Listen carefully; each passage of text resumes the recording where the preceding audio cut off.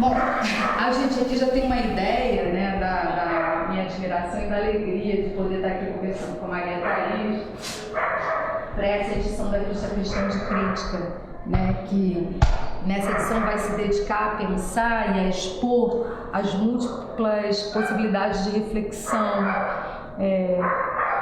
pensando nos temas arquivo e legado, né?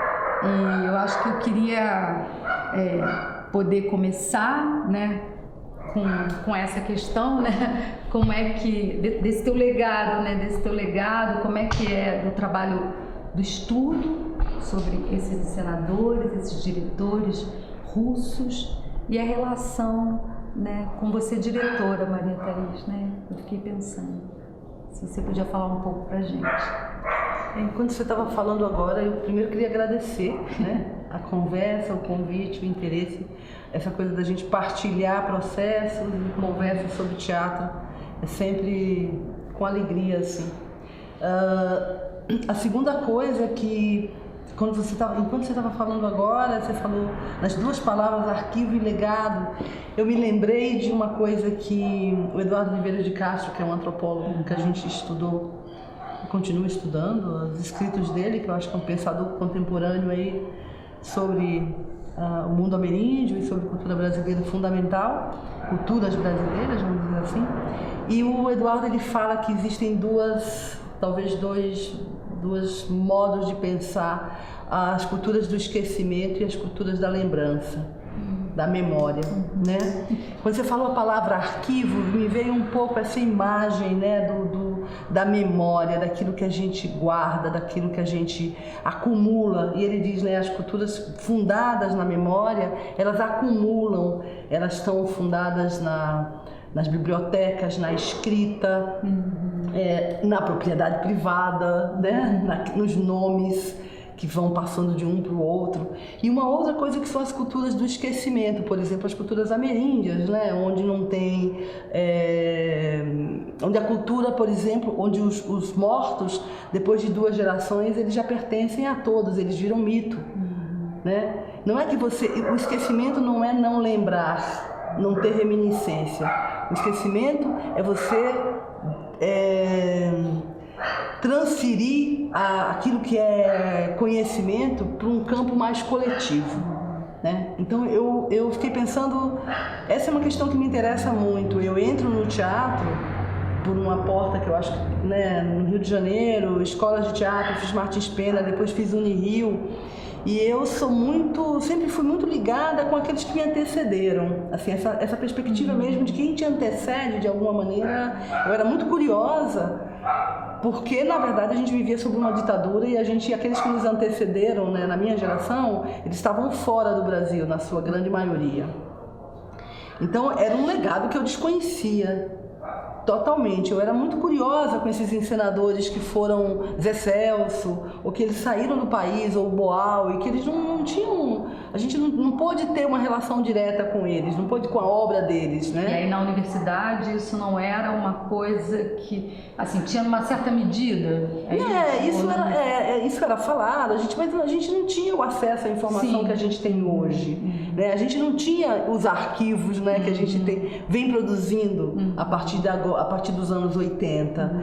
Então, mesmo os encenadores, né, ouvi falar do Peter Brook, ou esses encenadores que estavam vivos, Grotowski, a gente não tinha acesso. Ter um livro escrito, ou materiais sobre Grotowski ou Brook, era uma coisa de um sacrifício enorme ter acesso.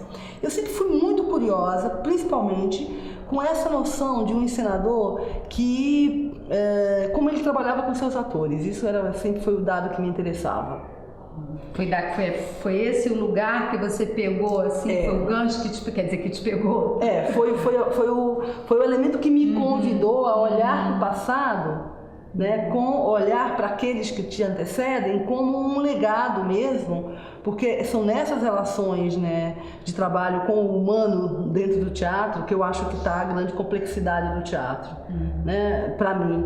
né? Então, essa investigação, olhar, observar, pensar como os encenadores um pouco se relacionam com os atores, como eles vão conseguindo estratégias, como eles vão reconhecendo aquilo que o ator cria, ou não reconhecendo, ou ignorando. Então, na verdade, essa observação para mim sempre foi muito importante.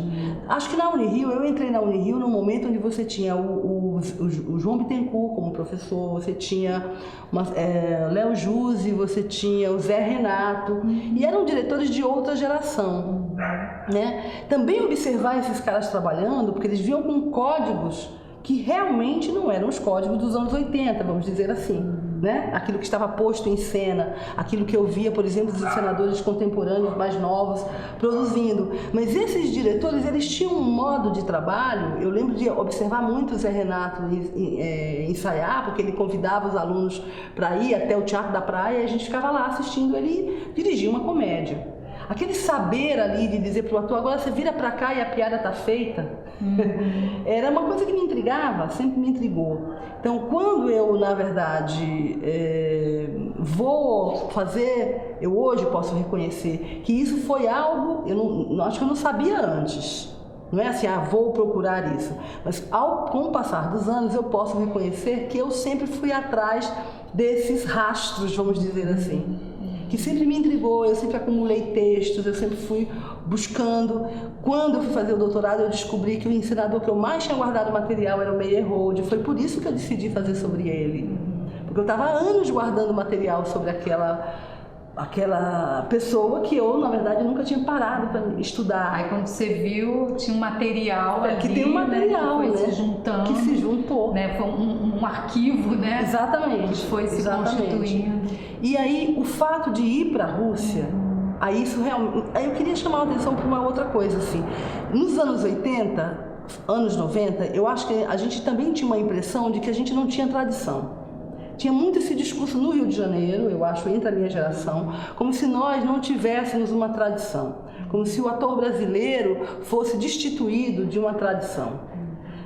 Talvez, e eu acho que também aqui em São Paulo, ao mudar para cá no início dos anos 90, essa sempre é uma discussão dentro do teatro, como se nós brasileiros não tivéssemos rigor o suficiente para ter uma tradição. Hoje eu sei que isso é um equívoco.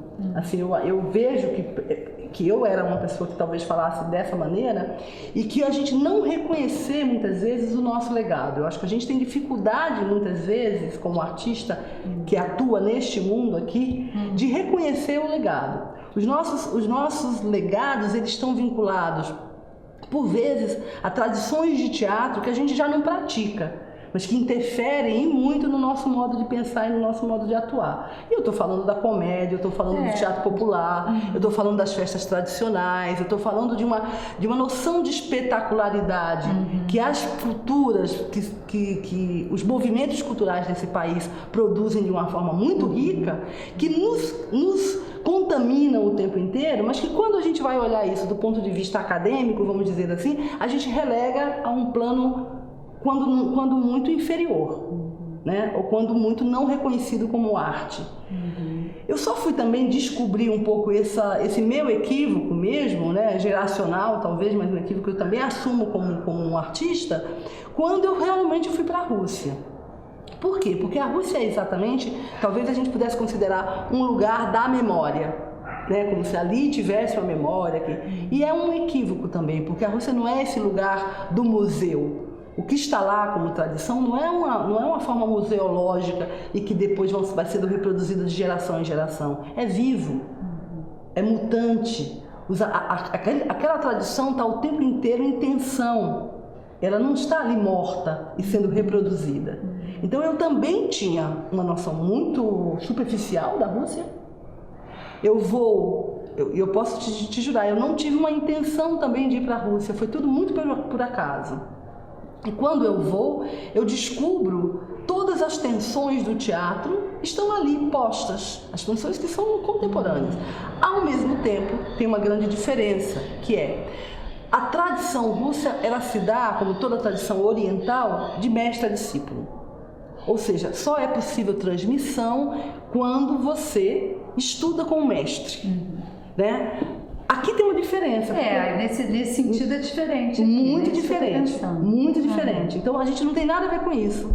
Porque na verdade os nossos mestres, eu até falo isso na minha tese lá, quando eu digo ao meu mestre imaginário, né? Porque eu acho que a gente tem muito mestres imaginários. A gente transita e faz misturas e junções que não necessariamente elas estão corridas na tradição. Não necessariamente elas são reconhecidas como um legado direto. Pode ser um legado indireto. E o Oriente, na verdade, e a Rússia, né, é um país euro-oriental, ela não reconhece isso como possibilidade da sua prática, eu quero dizer. Quer dizer, então a gente, sei lá, se eu estou entendendo, pensando aqui com você, de um certo modo, assim, a gente tem uma característica de atravessar pensamentos. Exatamente. E tem tendências, assim, falando palavras assim simples, né? Tendências, pensamentos, modos de trabalho, modos formativos, né? E não criar uma linha temporal, exatamente, né? Exatamente. E isso, de algum modo, faz ou dificulta, ou sei lá, ou a ideia de um legado aparece de modo mais opaco, mais frágil. Eu acho que mais opaco, mais difícil de identificar, mas ela está aqui. Porque é impossível, né? Nós não estamos inventando o teatro, né? A gente vai morrer e ele vai continuar aí, não sabemos como, né? Mas eu acho que é mais opaco, talvez a gente tenha mais dificuldade de falar disso. Mas eu tenho certeza, por exemplo, que na minha trajetória eu consigo reconhecer o quanto determinado ver teatro foi importante, ter visto uma certa geração de teatro, por exemplo, nos anos 80 no Rio de Janeiro, é fundamental na minha formação. Eu trabalhei com muitos encenadores fazendo o trabalho de preparação de ator corporal. Então, isso para mim são legados. Você não vai ou ver uma geração de atores, como eu ainda vi em cena, geração essa formada nos anos 40, né, antes daquilo que a gente chamaria o teatro moderno brasileiro. Então, tudo isso para mim significa acúmulos, né? Só que quando a gente vai olhar numa linha temporal ou numa linha escolástica, se você vai olhar do ponto de vista de escola, isso fica muito difuso e a gente não sabe falar mesmo. Né? Eu talvez não consiga identificar uma escola. Eu também só pude entender isso quando eu fui para um lugar que tinha de fato uma escola clara. O Vassiliev diz assim da tradição russa, ele diz: somos todos galhos de uma mesma árvore. Eu acho essa imagem muito bonita, né? É pensar porque aquela tradição ali é mesmo uma grande árvore e ali são galhos que vão saindo. Quer dizer, a gente não pode pensar Meyerhold e Stanislavski como coisas absolutamente distintas. Eles são mesmo galhos de uma mesma árvore. E nós talvez sejamos, mas a nossa árvore talvez seja, enfim, um pouco mais diversificada, seja mais... Eu não estou dizendo de miscigenação, porque a Rússia é um país muito miscigenado. Eu estou falando mesmo, como você fala, de uma coisa, de uma escola. Mas isso, como é que isso...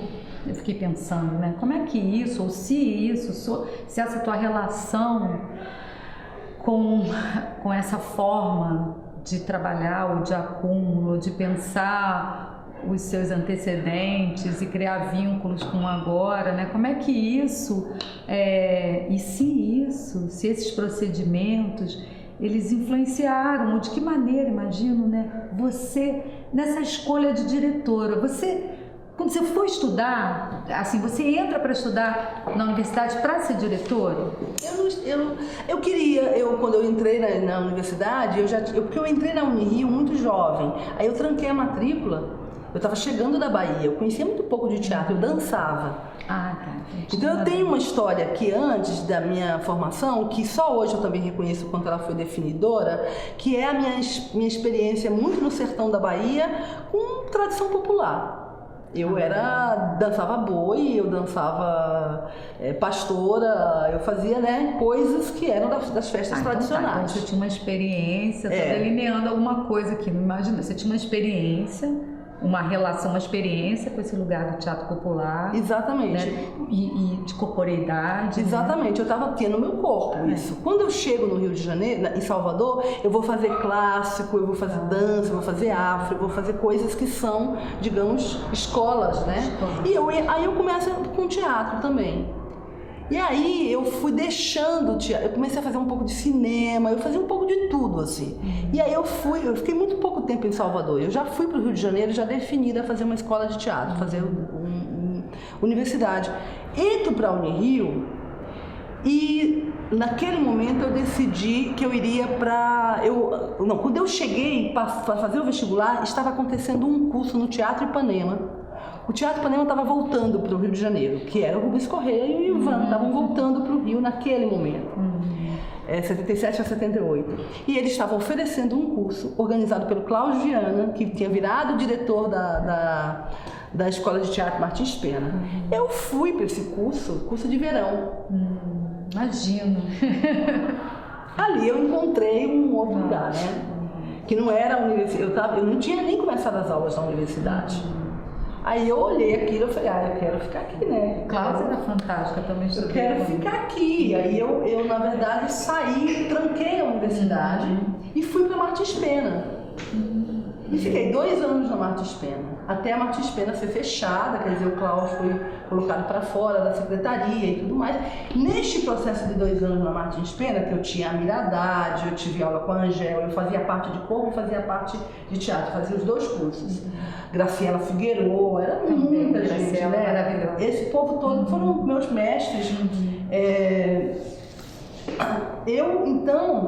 Eu desenvolvi ali uma coisa mais de maturidade, que era diferente de uma universidade. Quando eu volto para a universidade em 1980, eu já tinha feito Martins Pena, então eu já tinha uma capacidade, e eu sempre tive uma personalidade de muita liderança. Eu tinha muita facilidade com a coisa corporal, então eu já dava aula, eu já me metia com todo mundo. Eu tinha feito antes também um curso de pedagogia. No meu período de 2º grau, vamos dizer assim, né, era um curso de licenciatura artística. E quando eu entro na universidade, eu falei, eu vou fazer direção. E aí tem até uma coisa engraçada, que eu acabei não fazendo direção, porque eu meio fui avisada, como assim, uma mulher vai fazer direção?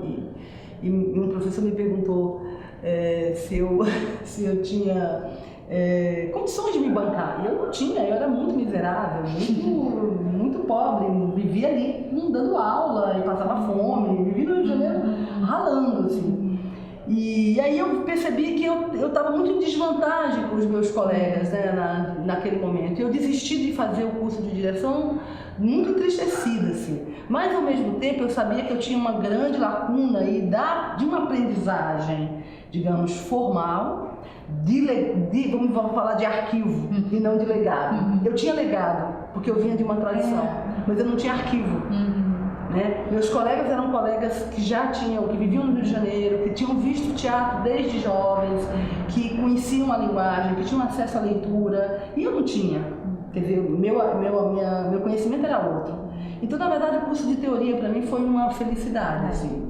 E eu acho que eu adiei por muito tempo a entrada na direção, no sentido bem profissional, vamos dizer assim, porque eu achava que eu precisava de uma formação. O que aconteceu? Eu acabei passando muitos anos fazendo preparação corporal para muitos diretores, o que me deu uma grande experiência de observar diretores dirigindo. Então eu trabalhei anos com Moacir Góes, eu cheguei a fazer coisas com a Debal, mesmo que o outro não estreara, eu trabalhei muito tempo com a Alcione Araújo.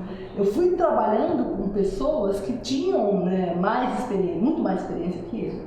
E era uma grande oportunidade, porque ao mesmo tempo que eu estava trabalhando com os atores, eu estava observando aqueles diretores trabalharem. É um processo formativo para você. Processo formativo foi assim, ao mesmo tempo que você estava ali no âmbito acadêmico, né, estudando, formando, constituindo na pesquisa, seus arquivos de pesquisa, e tinha também um lugar de interlocução, de trabalho mesmo, né? E eu fui, experiência. Né? E a CAU foi fundada em 80 e eu fui acho que eu e a Helena Varvaca, nós éramos as 2 pimpolhas, assim, né? De dar aula. Muito legal que você falando das pessoas que eu também conheço, que eu conheci há muito tempo, muito legal. Porque quando a CAU foi fundada, né, ela, Glorinha Boitimilha, não sei o quê, aí você vai lá, eu já dava aula de corpo para os mais jovens, entendeu? E aí também essa experiência, né, o Ian foi meu mestre, sem dúvida nenhuma, meu e de toda uma geração de teatro no Rio de Janeiro, impossível pensar o teatro do carioca sem o Ian Stausky, né? Mas muito direto, porque eu trabalhava com ele, eu fui aluna dele, a própria Bárbara, né? Eu tinha aula, eu e Bárbara Leandora, porque só tinha uma aluna de teoria que era eu, às vezes. incrível. Né? E aí eu tive colegas, pessoas que foram minhas contemporâneas quando eu entrei na faculdade, que depois foram minhas professoras, Fátima Saad, Angela Leite Lopes, todo esse estudei com todo mundo, né? Então eu, na verdade, acho que é uma geração muito forte do ponto de vista mesmo de formadores e de pensadores do teatro naquele momento, talvez mais fortes do que de diretores. No sentido de atuantes, né? Por isso que eu falo, o Zé Renato, o João, né? Eram diretores que de uma certa forma faziam parte de outra geração, que discutiam teatro em outro lugar, né? E ao mesmo tempo na área de teoria você tinha uma produção, digamos, intelectual e de discussão estética muito de ponta, né? Eu acho que essas duas coisas e a prática diária, porque eu acho que a grande questão minha em relação à encenação é sim o trabalho com atores. E é nessa prática diária de ser professora, de estar sempre vinculada dentro de um curso de formação de atores, eu nunca deixei de dar aula para atores. Então, comecei com corpo, depois passei para atuação e hoje dou aula também para direção, para diretores. Mas o trabalho pedagógico para mim é um centro da questão da encenação. E aí eu falo de uma questão, é um centro não como escola, né? Não como linha, então aqui tem uma linha e esse aluno, né, vai reproduzir de uma certa forma uma certa linha de atuação. Não, mas como pedagogia mesmo, como resistência, né? Como campo da artesania, como campo de fricção um pouco entre o sujeito que chega no teatro e a própria linguagem, né? Porque eu acho que essas duas coisas estão sempre em tensão. E é quando você vai para São Paulo, por que você vai para São Paulo? Então, quando você vai para São Paulo que você vislumbra a coisa da direção de uma maneira. Eu saí de lá, eu te digo assim que naquele momento no Rio de Janeiro, nos anos 80, tem ali, né, um momento muito confuso, eu acho, político, a própria cidade. Eu queria estudar, eu queria fazer mestrado. E aí eu na verdade, é porque eu gosto de mudança, eu gosto de viagem. Eu moro aqui em São Paulo, agora nesse momento eu tô doida pra ir embora. Eu não consigo ficar muito tempo. Eu tô aqui há 20 e poucos anos, porque nesse tempo eu viajei muito, eu fui muito pra fora. Mas naquele momento eu morava no Rio já há 12 anos, me dava um saco tipo de sair de lá, assim. E eu lembro do Ian, quando eu fui falar pra ele, Ian, eu vou pra São Paulo. Ele falou pra mim, como assim? Você fez um esforço enorme para você ter uma carreira já aqui, porque eu já, de fato, né? Tinha uma companhia, trabalhava na companhia do Moacir muito bem, essa era meus pares, ele, Beth, enfim, dava aula na Cal, enfim, tinha um lugar de trabalho já. Eu resolvi fazer mestrado, mas ao mesmo tempo eu também vim, porque eu acho que aqui eu queria tomar coragem de começar a direção e eu acho que eu não teria feito isso no Rio de Janeiro. Honestamente. Pelo quadro que você desenhou, assim, eu fiquei entendendo isso, que a saída para São Paulo tinha alguma coisa a ver com poder. Exatamente. Né? Ocupar esse lugar de seu, né? De direção, eu acho que lá eu não conseguia ver por onde nem começar. E eu, na verdade, quando saí de lá, coincidentemente, estava um grupo de pessoas voltando daquelas primeiras experiências com os grupos do terceiro teatro da antropologia teatral pela Europa. E alguns eram meus ex-alunos. E eu falei, eu tô indo embora. E ele falou, então a gente vai com você e a gente vai fundar uma companhia. Então eu saí do Rio acompanhada. Você já saiu em companhia? Eu saí em companhia para fundar uma companhia em São Paulo. Foi a primeira companhia que eu tive aqui. Que foi? Chamava Companhia Teatro Nocate. Nome também não são todos estranhos, né? Nocate, Balagã. Eles querem dizer a mesma coisa, quase. É sempre a coisa do andarilho, que é você, né? Sou eu.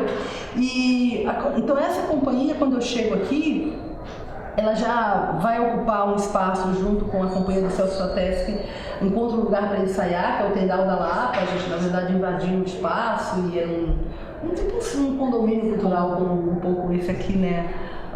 Um lugar de artistas diversos que estavam ocupando ali, isso é início dos anos 90. Primeiro, lembrando, né, politicamente é o primeiro, a prefeitura do PT, Erundina, então tinha todo um movimento na cidade de cultura, de produção cultural. Eu entendia que acho que o trabalho que eu poderia vir a fazer, que eu acho que é o que eu faço hoje, São Paulo teria características naquele momento mais apropriadas. Trabalho de grupo. que no Rio, não, naquele momento, naquela época não existia, né? Então, assim, eu venho com essa disposição e com essa circunstância. Mais a coisa pedagógica, então vim fazer mestrado, né? Eu fui ser orientanda do Sábato Magaldi, desenvolvendo uma pesquisa na área de atuação, na área de corpo, ligada a diretores de contracultura. Foi isso que eu estudei naquele período. E já um olhar do encenador e da relação do corpo e da palavra, e como é que o encenador um pouco olhava isso do ponto de vista da cena, como espetáculo. E aí eu começo a prática de direção. E ao mesmo tempo a coisa pedagógica. Porque aí eu vou trabalhar com o Celso Fateschi, Celso vira secretário de Educação e Cultura, e eu vou trabalhar para fundar a Escola Livre de Teatro em Santo André. Isso. Então são projetos pedagógicos, digamos, muito motivantes, porque eles eram singulares, né? Estavam ali abrindo então, para você, a cena, né, o trabalho de cena, o trabalho de direção, ele está sempre assim em conexão, alimentado em relação com esse trabalho pedagógico. Sempre. Eu até digo assim que eu não me considero uma diretora no sentido tradicional. Eu acho que eu sou mesmo, a minha grande tarefa na vida sempre foi ser pedagoga. Quer dizer, ou foi e tem sido a questão da pedagogia para mim. Mas tem diferença? Como é que você vê isso? Tem diferença? Ou assim, essa ideia, essa noção do pedagogo, do formador e do espetáculo, da cena? O que você vê? Como é que é isso para você? Eu acho que, por exemplo, eu poderia, e já fiz isso, já fiz algumas experiências onde eu dirigi um espetáculo por 3 meses. Você vai lá e você sabe um monte e você sabe fazer. Eu vejo diretores incríveis que fazem isso muito bem, né? Agora, quando você faz um processo, eu não estou falando só de pesquisa, sim, né? Porque a pesquisa já é uma outra camada. A gente vai falar depois da pesquisa. Mas quando você faz um processo onde o processo é quem define o espetáculo, você entende a diferença? Por exemplo, é uma das questões do teatro russo. Os diretores russos, qualquer diretor russo vai dizer 80% é processo, 20% é encenação. Se você ouvir um alemão falando, ele nunca vai dizer isso. Ele vai dizer 80% é encenação, 20% é processo. Né? São escolas diferentes. Por isso eu acho que eu acabei tomando a Rússia como um lugar da minha formação, então fundamental da minha formação. Parece que vai ao encontro de alguma coisa que já era formativa em você. Eu acho que é alguma coisa que eu não sabia, mas que eu identifico. Sim. Né? Então essa noção, eu acho que quando eu falo de um ensinador pedagogo, eu estou falando de um ensinador que vislumbra a cena a partir de um processo criativo. Né? Ou que ele é responsável por fazer com que o processo criativo conduza a cena. Né? E aí essa passagem de um lugar para o outro é diferente. Que não é ser professor, que é diferente. Ser professor não tem... A cena, a gente chega ali só como um exercício. Mas acho que a grande dificuldade de um ensinador é como se ele lançasse, né, para o futuro um devir espetáculo. E que percurso você faz para chegar nesse devir? É complexo, né? Como você está falando em termos de devir, tem um campo de abertura imenso, né? Que não é alguma coisa, não é um roteiro, que por mais que você tenha até um roteiro, tenha uma ideia, que você possa roteirizar ela, mas é um nível de abertura, né? Absoluto, né? Porque você, na verdade, vai conhecer o espetáculo ao fazê-lo, né? Você não conhece a priori, ainda que você se adiante nos passos. Né? Se você tem um material dramatúrgico, que você conheça ele com profundidade, que você projete, que você crie estratégias e tudo mais. Eu acho que é diferente de você chegar e dirigir a cena, levantar uma obra. Onde o processo, ele pode ser bonito, ele pode ser bacana, ele pode ser criativo. Eu não estou dizendo que ele não é criativo, ele é criativo, mas digamos que de alguma maneira, eu conheço muitos diretores, eles já têm uma cena pensada. Né? O processo é só assegurar que aquela cena se constitua. Eu não estou de maneira nenhuma fazendo juízo entre uma coisa e outra. Né? Para mim são só distinções. São só diferenças. Então eu acho que tem essa diferença do encenador pedagogo, que é esse cara que ele está dedicado ao processo. Essa é a questão.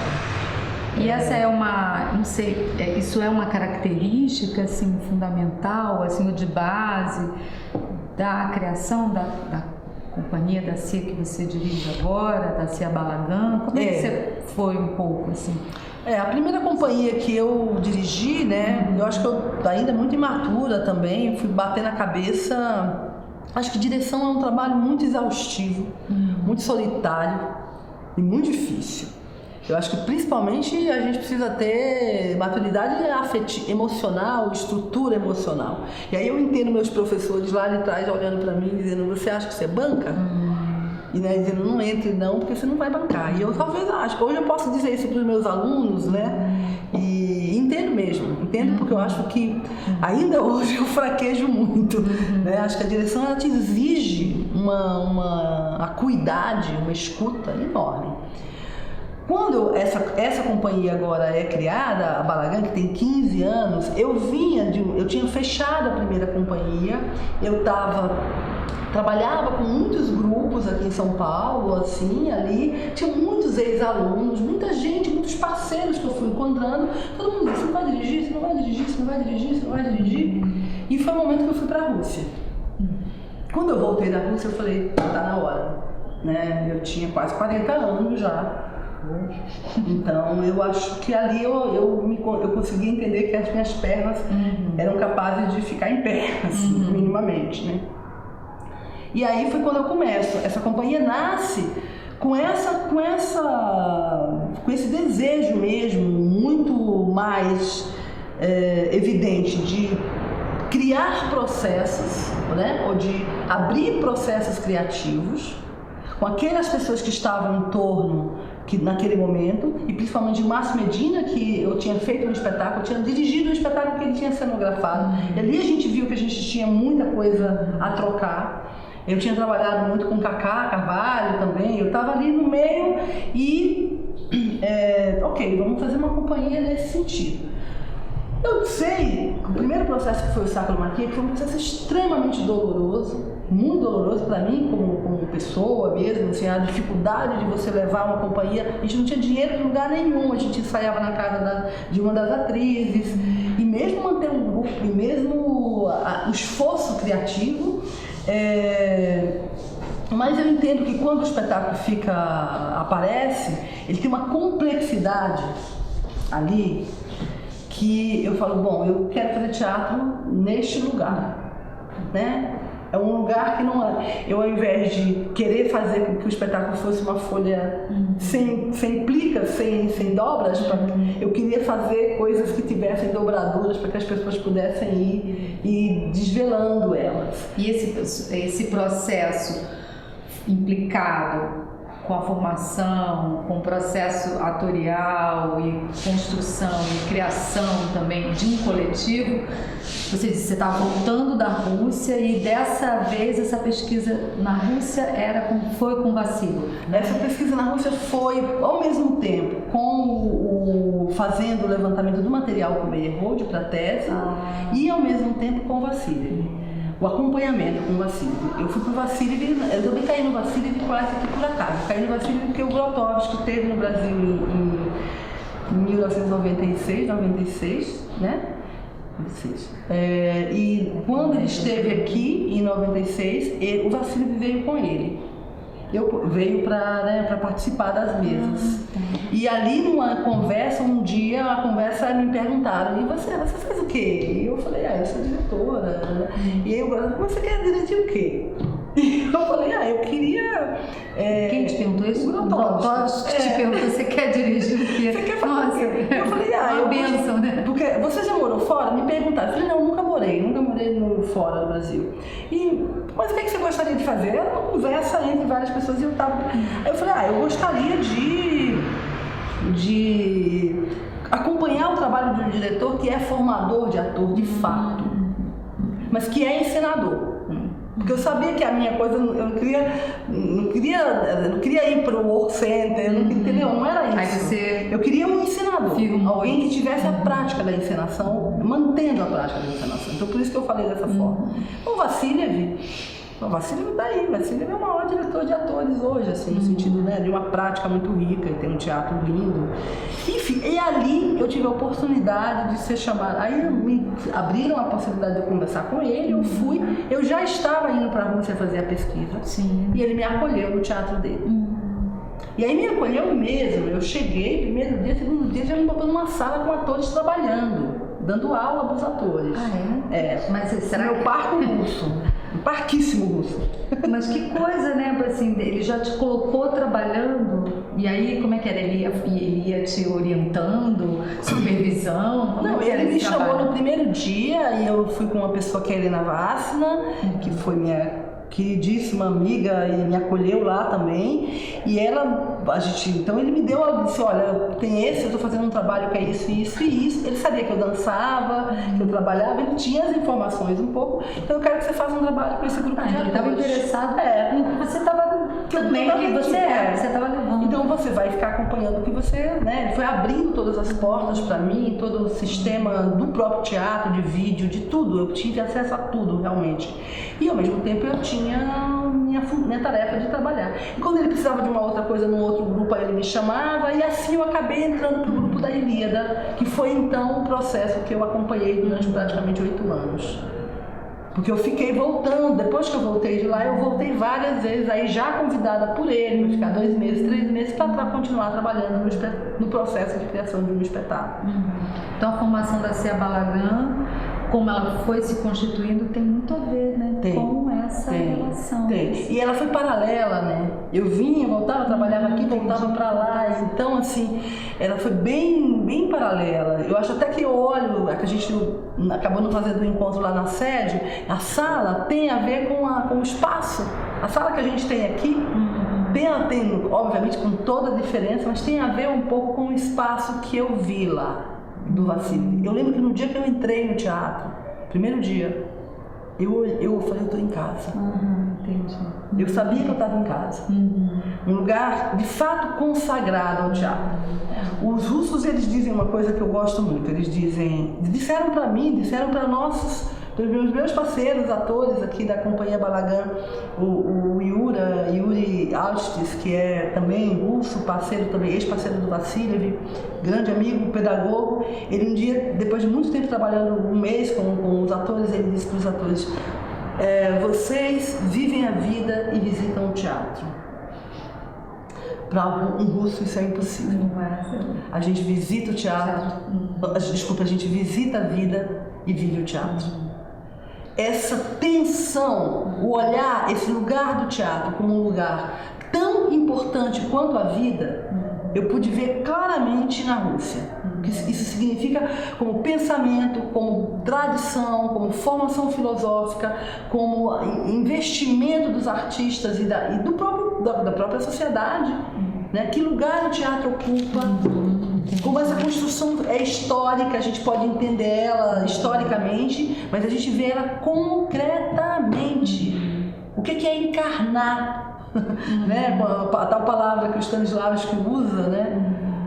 Experiência e encarnação, você vê claramente o que é a carne. Aí eu fiquei pensando aqui, eu estava tentando, estava vendo assim, os trabalhos da Cia Balagan, estava lendo a sinopse, estava tentando entender assim, as relações, e aí você vai me ajudando aqui, né, a pensar, mas eu vi que tem um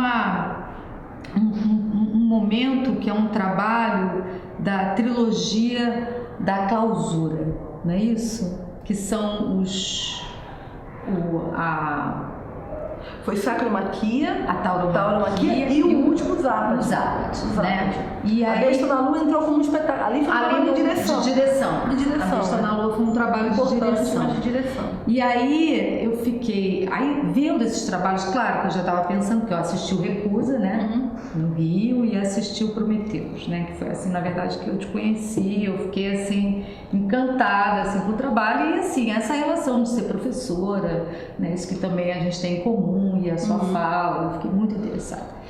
E na verdade tem uma coisa ali no Recusa que eu acho que me pegou muito, que foi uma configuração assim, de repente, quer dizer, de repente, porque são 2 horas de vida ali que eu tô, mas naquele momento no teatro, mas tem ali um processo, tem alguma coisa acontecendo que em um dado momento eu me encontro com as minhas faculdades, com qualidade, minhas faculdades intelectivas de modo diferenciado, estavam atuando de uma maneira que eu não conhecia, não era normal, eu podia reconhecer em algum sentido, mas elas não eram comuns de estar atuando quando eu estou no teatro. O meu corpo, parecia que as moléculas estavam assim, se transformando, e o que aconteceu comigo no Recusa foi assim um modo de conhecimento que se apresentava e que eu vivia ao mesmo tempo. É como se tivesse assim uma epistemologia, um modo de viver, um modo de perceber o que estava acontecendo. Então, o que estava acontecendo não era alguma coisa que só estava acontecendo no palco, era alguma coisa que estava acontecendo comigo também, e no modo transformando a minha percepção de mundo, e ao mesmo tempo sem criar para mim um movimento identitário. Eu sabia o tempo todo que não era eu, assim, que lá não era eu, porque eu não sou indígena, eu não sou ameríndia, eu sou, né? Eu tenho alguma coisa aqui que me diferencia, mas que ao mesmo tempo me apresentava um modo de vida, de viver. E eu achei isso muito, sei lá, eu fiquei muito impactada com isso. E aí quando fui ver aqui o teu percurso, assim, a Balagan, aí eu vi essa trilogia e esses 2 espetáculos, outros, Recusa e Prometheus, e eu fiquei pensando nessa força o lugar no teu teatro, ou na Cia Balagan, o lugar do mito nesse teatro, né? O lugar do mito de uma maneira que eu ainda não tinha experimentado, digamos assim, né? Mas eu fiquei até pensando na possibilidade, sei lá, de um acontecimento nesse nível trágico que a tua compreensão de mundo se transforma, enfim.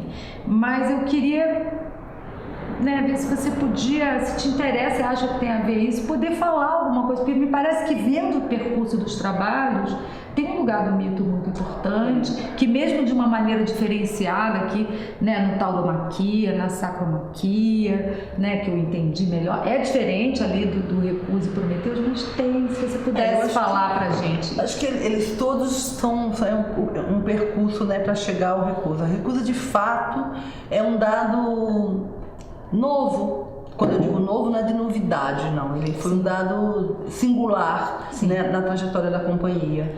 E eu acho que tudo foi vindo para chegar nele, inclusive a Rússia.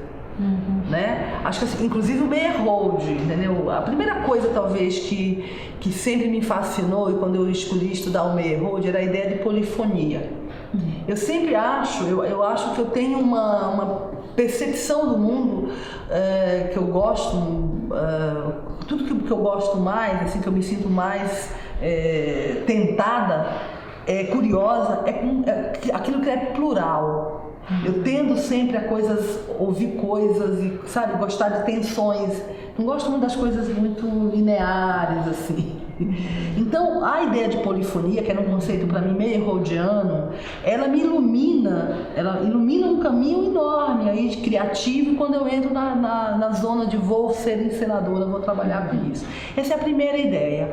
Mas na Rússia, o processo todo na Rússia, eu fui descobrindo uma série de coisas, entre elas uma teoria que filósofo, teólogo, que o Vassiliev estuda muito e que é muito importante dentro da ortodoxia russa e da arte russa, que é o Florensky, o Pavel Florensky, que ele fala de uma perspectiva invertida.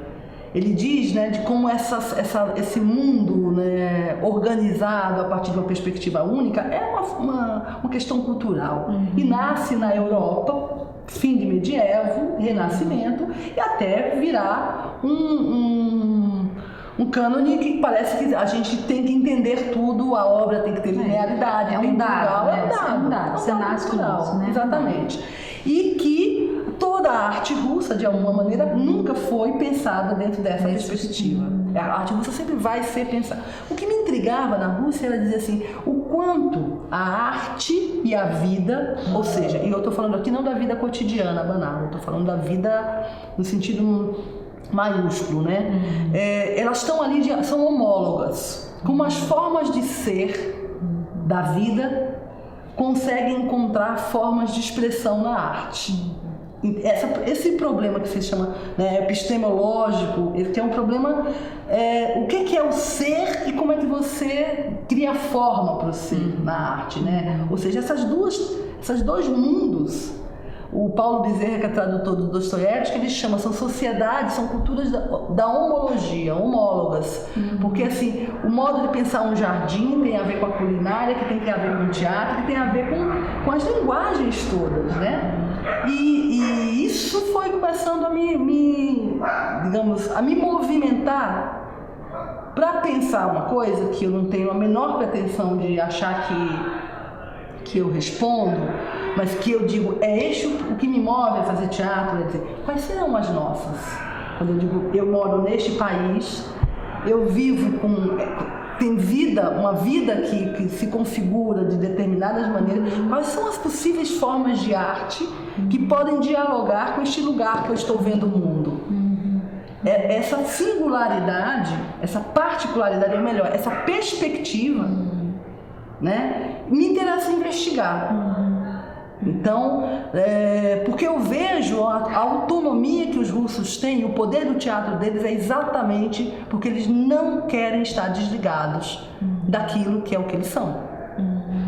Eles são aquilo, e a arte deles fala daquilo que eles são, mas não é a reprodução do que eles são. O que é um grande engano pensar que o realismo russo é uma reprodução. Então, é nesse caminho de tentar enxergar algo que eu vou em direção ao que você identifica muito bem, que são assim, quais são os meus mitos? O mito aqui como um lugar de devir, como um lugar onde eu vou me perguntar, como um lugar onde a coisa vira, um outro lugar que eu desconheço. As primeiras encenações, a formulação de que então é a clausura, ela foi sempre depois que os espetáculos foram sendo feitos, tá? Não tive um tema, vou trabalhar sobre a clausura, então escolhi. Não, as coisas foram, nossa, mas o tema daqui é a clausura. Então, aqui é a clausura feminina. Então aqui, então esse material me dá o composto. Mas então é para além de, quando você diz isso, para mim, porque eu ouço, e que é uma cultura da artes visuais, que também me interessa muito, que é assim, é para além da ideia de expressão. Quer dizer, a expressão nasce com a coisa. Sim, absolutamente. Absolutamente. A expressão nasce com a coisa. Não existe um pré-conceito sobre a expressão. Existe o próprio reconhecimento da expressão. Eu acho que nesse sentido, até hoje, você vai ver os exercícios que a gente está fazendo aqui hoje, apresentando, alguém veio e falou, nossa, isso aqui é uma formulação. Eu falei, gente, calma, essa formulação pode até estar sendo enxergada por você, mas ela não está dada para mim. Ela foi uma resposta muito grande. Eu tinha uma roda e eu falei, vamos fazer isso, vamos depois o cenário fala, vamos pendurar, vamos descer. Aqui tem um mundo, eu vou dando sentido, eu vou vendo a expressão ali nascendo, né? E eu vou dialogando com ela. Mas essa vontade, né, de olhar essa tensão entre vida e linguagem, e produção de linguagem, na verdade, tem uma questão, aparece num determinado momento, que é um projeto, nós fizemos esses 3 espetáculos, mais A Besta na Lua. Ao final disso, a companhia entra em crise. Esse grupo de atores que já ali fizeram quase todos os espetáculos, que estavam ali, eles vão se diluindo, as companhias vão mudando a sua configuração. E aí, ali naquele momento, o tema era o que é que nós vamos fazer, e nós... Antônio Salvador, né, que é ator ainda hoje da companhia, já naquele momento ele olha e fala, por que a gente não olha para o que a gente já fez? e tenta encontrar ali as questões que a gente quer continuar. E aí a gente foi olhar para isso, foi daí que surgiu do Inumano ao Mais Humano. Surgiu o quê? Aquele projeto de pesquisa. Surgiu perguntando o seguinte, a proposta de algumas pessoas era que nós fôssemos estudar gênero. Aí um dia eu estava voltando da USP, tinha acabado de dar uma aula sobre o Vassiliev. Eu falei, gente, eu tô louca, né? Se eu vou na companhia estudar gênero dramático, gênero no livro, o quê? Não tenho ideia. Eu tô fugindo de tudo isso, eu vou para um outro lugar. E como é que eu vou agora fazer um projeto sobre gênero? Como se a tradição teatral europeia fosse a minha. Não é isso, tá maluco? E aí, na reunião, o Antônio veio e falou, vamos olhar as coisas que nós fizemos? A gente olhou e falou, olha, a gente quer falar do homem? Quer. Mas a gente não quer falar do homem do tamanho do homem, a gente quer falar do homem para além do homem. A gente quer falar é sempre narrativo, a gente está sempre friccionando questões que são contemporâneas com questões da tradição. A gente tem interesse sim, o corpo é o centro. O corpo é o centro, sempre foi na minha prática, porque era a minha vida, então não podia ser diferente do modo como eu trabalho com os atores. A gente quer desenvolver melhor essa questão da palavra, das relações entre o canto e a palavra. Tem uma série de coisas que estavam ali, então vamos enfrentar isso. Aí foi que fizemos esse projeto, que é deste projeto que nasce Prometeus e Recursos. Entendi agora. Centro desta questão do projeto, fugir da ideia de representação, né? E aqui tem um problema que você fala do recurso. O que é fugir da ideia de representação? O teatro na tradição europeia, na tradição, né, a partir daquilo que a gente chama o centro na Grécia, tem uma questão fundamental que é do reconhecimento, da identificação entre a cena e o palco. Digamos que isso é uma premissa que a gente né, aprende, até a gente como crítica às vezes fica pensando isso.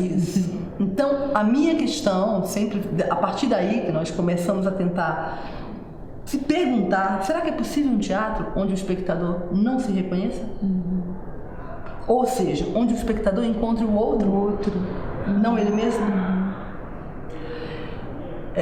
Entrar no mundo ameríndio, na verdade, o mundo ameríndio apareceu um pouquinho antes. Lá no Tauromaquia, o diretor musical que trabalhava com a gente há muito tempo, o Fernando Carvalhais, que já morreu, era um grande parceiro.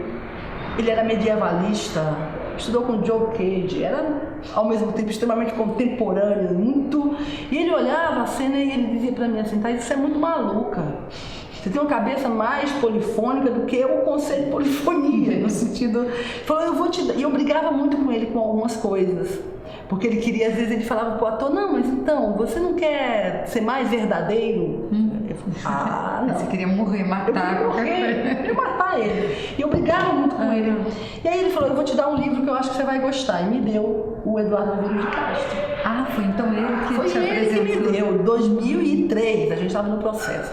Eu abri aquele livro, tentei ler muitas vezes. Eu passei muito tempo tentando ler aquilo que eu não conseguia entender nada. Difícil. Eu não conseguia entender nada, aquele antropologuês. Mas eu chorava. Te afetava, né? Eu chorava. Eu tinha trechos que eu ficava absolutamente comovida. E eu sabia que aquilo ali, de alguma maneira, dizia sobre coisas que eu, enfim, que eu pertenço, que eu me sinto, que eu enxergo, que eu... E eu fiquei insistindo no livro. Aí em 2006 eu dei de presente, quando teve essa crise, eu dei de presente pro Antônio. Opa, deixa eu segurar o Antônio aqui. Eu dei de presente pro Antônio. E o Antônio já vinha também. Que era alguém que já estava alguém que já vem também desse lugar. E a gente ali foi indo, começamos a estudar, a ler, ninguém entendia um pouco aqui, entendia. Aí começamos a cercar isso. Do Inumano ao Mais Humano sai o Prometeus e sai o Recurso. O Recurso eu fiz uma proposição para o Antônio, dizendo, Antônio, está na hora de você propor um projeto e eu te acompanho. Acho que você tem que propor, eu vou com você. E ele, tá bom, aí eu viajei, aí ele me manda um e-mail dizendo, eu achei uma notícia de jornal. E aí você conhece a história toda. Mas o foco ali mas não sei se todo mundo conhece essa história. Essa história é muito interessante. A notícia de jornal que dizia 2 índios, Procuradoria-Geral da República a FUNAI recorre à Procuradoria-Geral da República para reconhecer a terra de 2 indígenas, os piripicuras, encontrados numa determinada região. 2 índios sobreviventes de uma etnia, vão ter uma terra demarcada. Era uma história bem absurda. A FUNAI recorrendo à justiça. Ali, né, eu olhei, a grande pergunta minha do Antônio era assim, o que sai daí? Mas qual foi a grande questão? Os índios tinham sido encontrados, um deles estava doente, foi levado para o hospital. E lá ele foi operado. Eles foram encontrados por quê? Porque eles riam. E o riso deles se propagou na floresta. A primeira questão que eu lembro da gente conversando, eu não sei se a gente chegou a falar disso por e-mail ou se foi por telefone ou já foi no nosso primeiro encontro, foi assim, esses caras estão em extinção e estão rindo. Que mito é esse que não chora pela destruição? Né? Essa era uma pergunta. Que é isso? Porque a gente está acostumado a pensar, vai acabar a natureza, vai acabar a água, vai acabar tudo. E a gente vive se lamentando. Mas para eles o mundo sempre acabou e sempre começou de novo. Né? Não tem choro, né, pelo fim das coisas. Esse lugar, esse é um outro mundo. Em nenhum momento a gente quis, e isso é muito importante, fazer um espetáculo sobre cultura ameríndia. Nem tem a pretensão, a gente não tem nem condição de começar a fazer isso. Mas, a partir dela, o que aconteceu ali foi uma identificação de alguma coisa que nos diz respeito também. Então, quando você fala, eu estava ali como espectadora, você usou um termo que me lembrou uma coisa que o Eduardo Vieira de Castro chama de que o xamã, ele faz uma aceleração de partículas. Né? Eu falei, nossa, que bonito, porque você me deu uma imagem de como se o espetáculo tivesse um poder xamânico sobre você. Mas né? Isso é realmente muito lindo, assim, muito lindo de ouvir, de saber que o espetáculo pode em algum lugar chegar nesse lugar. Porque em nenhum momento a tentativa era fazer um espetáculo sobre cultura indígena. Mas eu tenho que reconhecer uma coisa muito importante, que é a gente voltando lá no início da nossa conversa. Esse espetáculo jamais seria possível se na história do teatro brasileiro não tivesse a pessoa como Antônio de Filho. Eu vi 18 vezes Macunaíma. Somos fãs de Macunaíma. Somos fãs. Eu vi 18 vezes Macunaíma. E eu estou falando do Antônio de Filho, como eu vou falar do Mário de Andrade, como eu vou falar, quer dizer, se na toda uma trajetória de 100 anos aí, essa tensão que existe na sociedade entre aquilo que a gente reconhece, a invisibilidade do mundo indígena, que a sociedade brasileira relega esses povos, né? E que de quando em quando gerações de artistas talvez apareçam ali em tentativas melhores, mais visíveis, mais ricas, mais propensas ou não, mas toda geração tem lá um grupo que vive tentando um diálogo ou tentando encontrar um modo de pôr isso em evidência. Eu acho que hoje nós temos melhores condições, porque os próprios povos indígenas, né, eles estão vindo em direção à sociedade não indígena de um modo muito definido, falando com voz própria. Então a gente tem aí um lugar de... Eles estão aí, a invisibilidade, eles estão brigando contra ela, né? E eu acho que a arte é um lugar também disso. Então eu acho que eu reconheço que a nossa fala, né, a partir da cultura indígena, a partir da cultura ameríndia, de tudo que a gente estudou, só é possível porque a gente tem também um olhar, né, e a minha formação passa por isso, passa por esse encenador, por exemplo. Em relação a isso, né, que você trouxe, assim, acho que de uma maneira bem bacana, alegre para mim, você trazer o Antunes, né, aqui, o Macunaíma, né? E aí uma conversa que a gente estava tendo antes, né, aqui, né, da gente começar essa conversa gravada, a gente estava falando sobre isso, né, essa percepção de que desses 2 legados, vamos dizer assim, né, desse teu estudo, desse teu contato com os diretores, com a cultura, com os encenadores russos, né, com a dramaticidade ou não dramaticidade do teatro russo, mas enfim, esse legado russo e isso que aparece, né, de um tempo para cá, que vai consolidar ali, quer dizer, que vai constituir esse Abalagã junto, né, quer dizer, aquela coisa, a expressão aparece na coisa, com a coisa, acho que Abalagã é isso, dessa cultura ameríndia e dessa experiência que a gente pode ter com o Recusa e acho que de algum modo comprometidos, né, que acho que tem uma conversa aí. E aí queria ver se você podia falar disso, né? Como você disse que tem uma direção que você reconhece nesse sentido, que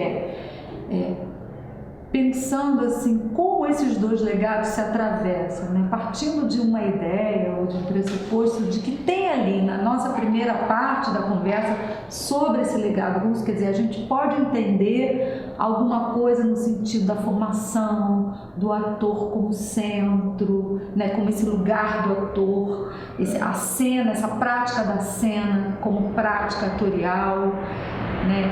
Essa constituição de um diretor que é pedagogo, né? E até do pensamento sobre o drama e a polifonia também, acho que já, né, tá aí, você falou, já aparece aí.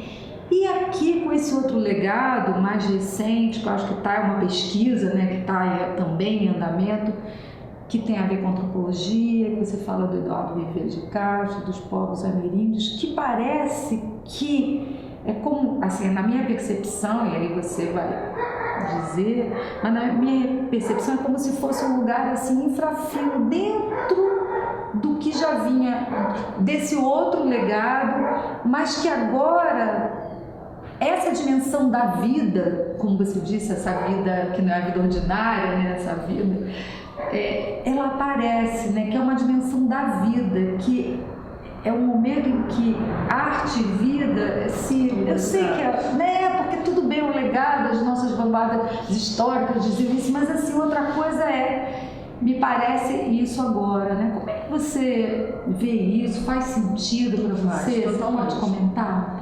Sim, eu acho, inclusive, eu estou me encaminhando um pouco até para... Eu estou querendo me aposentar, né, da academia. Já? Tem muitos anos dando aula e um pouco até para radicalizar nessa direção. Paralelamente no trabalho do Recusa, a gente teve a oportunidade, através da Marlene Miranda, eu acho assim, tem uma coisa que eu queria só ressaltar, né, uma certa felicidade também das minhas parcerias, assim, parcerias longas, né?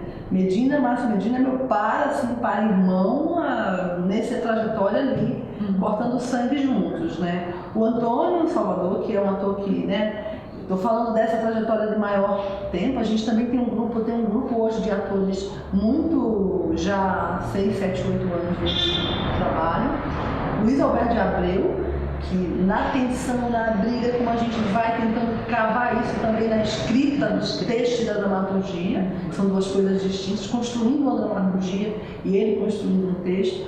E no processo do Recusa tem a chegada da Marlene Miranda, no sentido, né, o privilégio que foi trabalhar com ela e que abriu esse campo da gente ter contato e fazer uma troca artística com os Paetés Luiz, que é esse povo de Rondônia, a aldeia Gami, que são nossos parentes hoje, e ali as coisas realmente ganham outra dimensão. Que não é objeto de estudo. Eu li o texto do Antônio Salvador e do Eduardo Bucamã. Assim, não é objeto de estudo. Não é objeto de estudo, não é objeto de estudo, não pode se tornar objeto de estudo. E não era isso. E aí, e não só isso é um compromisso firmado e que por mais que a gente não tenha condições de estar mantendo isso como a gente gostaria, mantendo o projeto, a gente ainda não conseguiu fazer a público vir à tona o espetáculo deles, que eles dirigem, que eles constroem, a gente está ali acompanhando eles, né? E por motivos óbvios de dificuldades econômicas e tudo mais, a gente ainda não conseguiu. Então redimensionou para mim um lugar do trabalho e que em nenhum momento eu estou desmerecendo ou desqualificando a minha prática artística profissional, de forma alguma. Só que a minha prática artística profissional, acho que para eu dar passos que possam ser, digamos, mais inesperados, mais ousados, mais contundentes em direção ao meu próprio mito, vamos dizer assim, né? Que eu não sei qual é, onde é que ele se revela na vida, enfim, eu tenho certeza que passa por essa encruzilhada de vida e arte, né? Eu admiro os profissionais do teatro, mas eu admiro profundamente aqueles em que o teatro é a vida, né? Esses são os meus mestres, no sentido mais profundo, assim, no sentido mais de raiz, né? E então o Recusa tem sido, foi e mostrou pra gente. Eu acho que, por exemplo, o Carlos ainda é uma grande incógnita, mas ele é uma tentativa de ir adiante. Adiante, que eu falo, não é superando nada, é super complicado você falar de um espetáculo que é bem sucedido, vamos dizer assim, né? E sair para outro, que você faz o quê?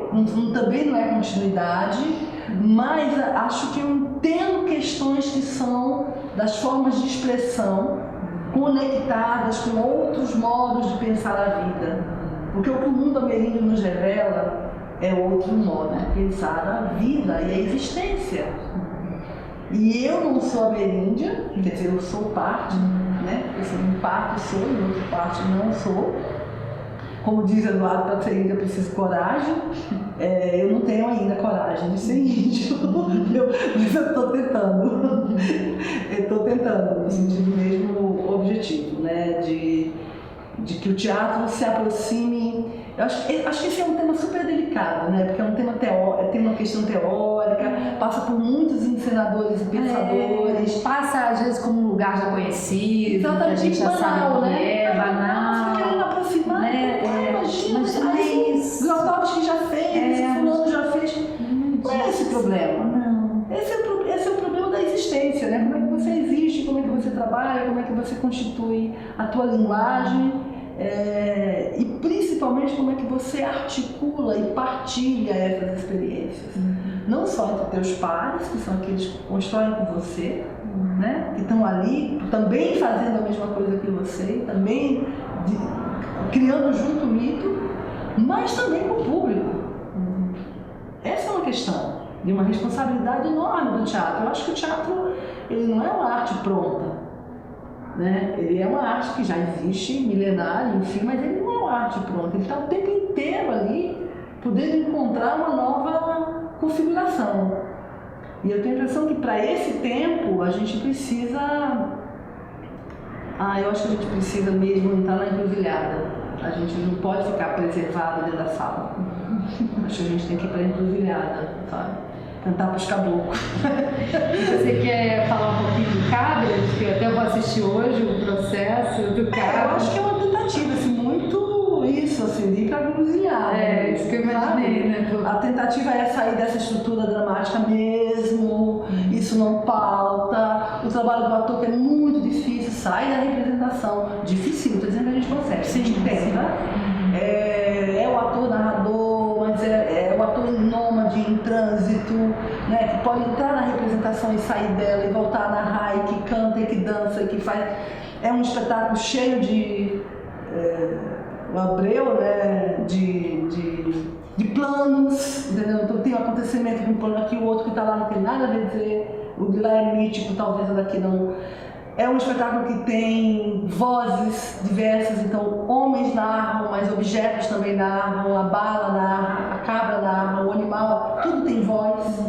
Se tudo é sujeito, se tudo tem perspectiva, tudo é sujeito, tudo tem voz. É um pouco esse desdobramento de questões que foram aparecendo no decorrer da nossa trajetória e que principalmente ficaram com Prometeus e com Recusa visíveis. Né? A dimensão do trágico, porque o mito ele tem um lugar que é duplo, né? Que tem que virar, senão ele não transforma, senão ele não revela algo. Quer dizer, tem um paradoxo a ser compreendido em cada narrativa nesse sentido, né? Tem algo a ser desvelado por a gente mesmo que faz. Então o Cabras continua de um certo modo e ao mesmo tempo quer ser uma experiência da hora, né? Que não é uma forma que se repete. A gente já está há 2 anos trabalhando, um grupo eram 14 atores, agora são 10, 11 em cena, e Abreu, sempre parceiro na dramaturgia, Medina, sempre parceiro, enfim, tem o Alice que faz música, enfim, tem uma série, né, outras configurações, e a gente faz essa experiência que você vai ver hoje, que é ir mostrando pedaços para ir percebendo se o espetáculo, como o espetáculo funciona, se não funciona, se é sala fechada, se é sala aberta, que relação que pode ter com o público. Nesse sentido de que a construção é processual mesmo. Também o espetáculo pode ser processo. Né? Tomara que essa encruzilhada nos faça construir alguma aproximação. Eu desejo que você continue procurando a expressão das formas. Eu vou estar desejando e vou assistir hoje com alegria. Bom, né? Muito grata a você, grata a vocês, carinho, cuidado.